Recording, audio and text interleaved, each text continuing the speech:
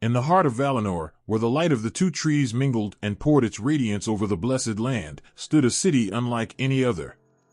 Tirion upon Túna rose like a crown of white and silver atop a green hill, its towers piercing the heavens, shimmering with the glow of Telperion's silver and Laurelyn's gold.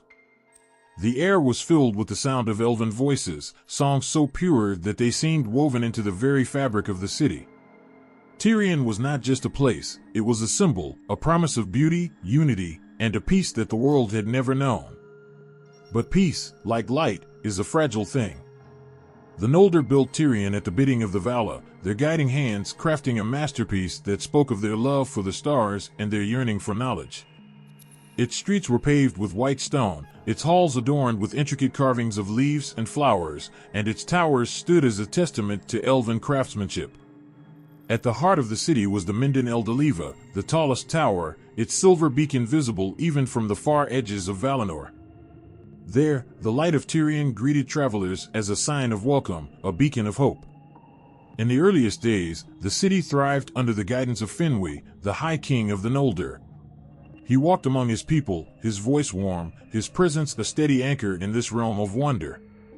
Finwë's house became a place of wisdom and counsel, where the greatest minds of the Noldor gathered to discuss lore, crafts, and the mysteries of the world. It was a time of harmony, a golden age when laughter filled the air and the thought of darkness seemed an impossibility.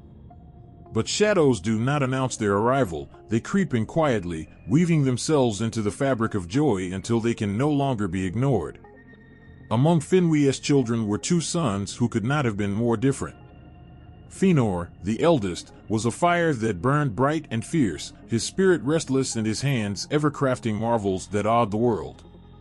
Fingolfin, the second, was steady and thoughtful, his strength lying in his unyielding loyalty to his people.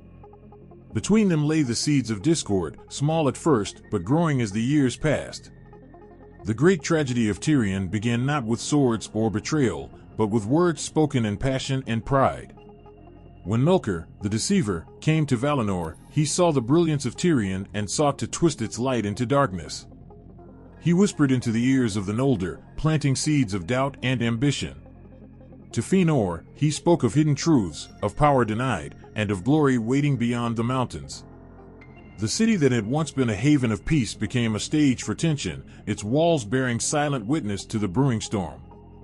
When Fëanor crafted the Silmarils, 3 jewels that captured the pure light of the two trees, Tirion's splendor reached its zenith. The Silmarils were more than jewels, they were the very essence of Valinor's light, captured and bound within their crystal forms. All who looked upon them were struck by their beauty, their hearts both uplifted and burdened by longing.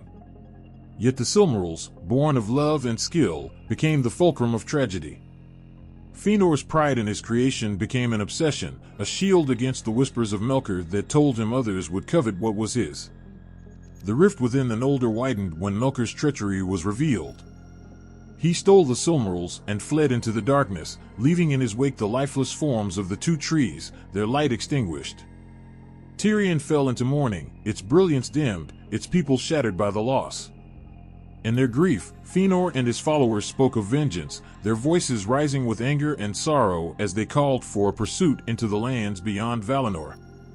It was in Tirion's great square that Fëanor swore his fateful oath, a vow that bound him and his sons to recover the Silmarils at any cost, even if it meant kin against kin, life against life.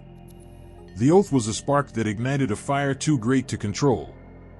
The Noldor left Tirion in defiance of the Vala, their march across the land filled with both hope and despair.